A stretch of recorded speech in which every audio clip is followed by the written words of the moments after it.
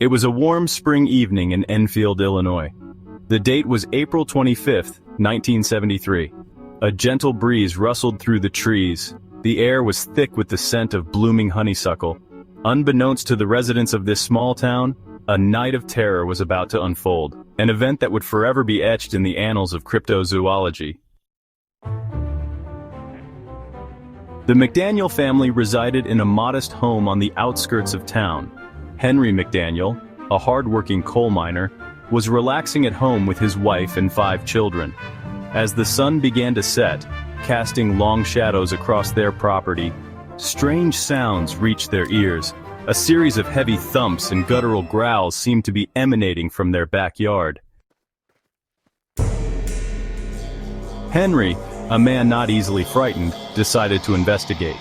Grabbing his flashlight, he cautiously made his way to the back door. What he saw next would stay with him forever.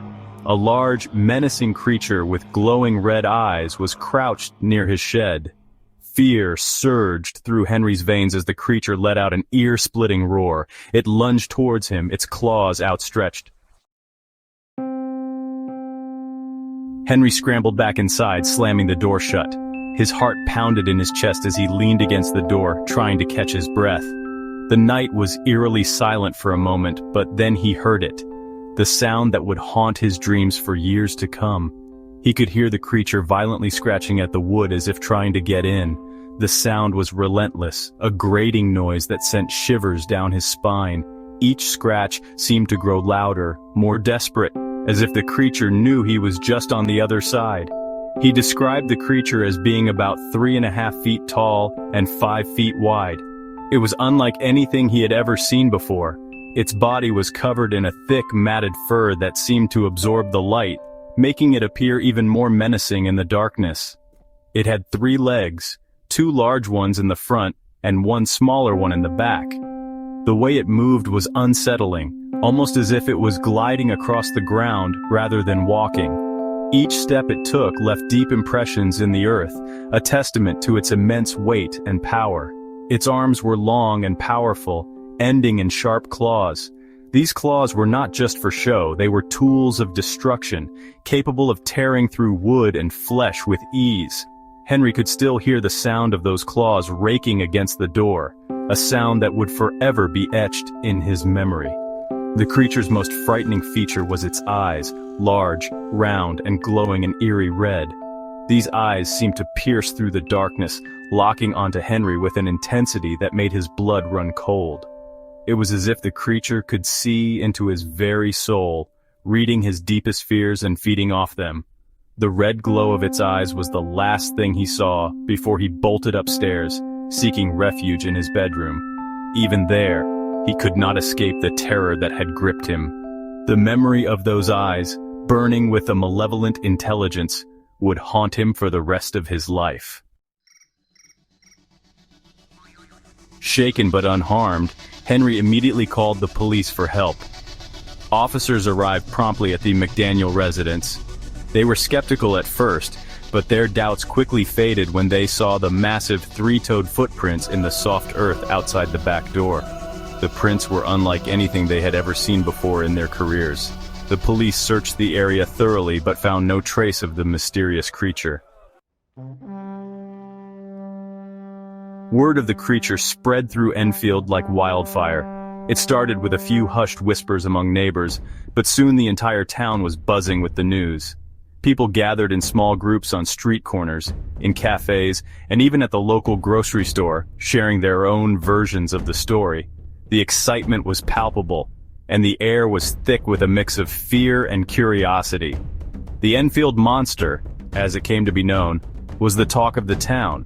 Everyone had an opinion, and everyone wanted to be heard. Some claimed to have seen it with their own eyes, while others relied on second-hand accounts.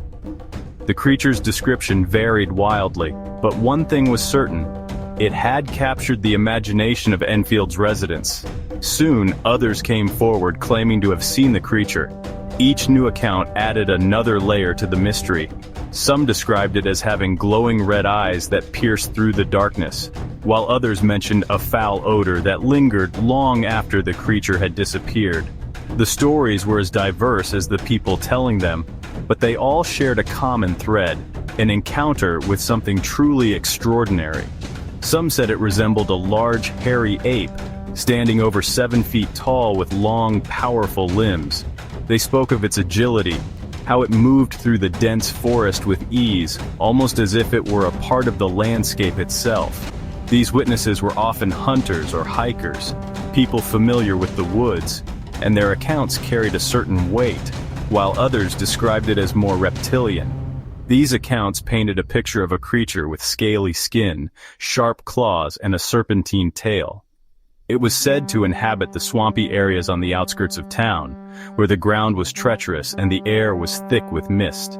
These sightings were often accompanied by strange noises like hissing or growling that sent shivers down the spine of anyone who heard them.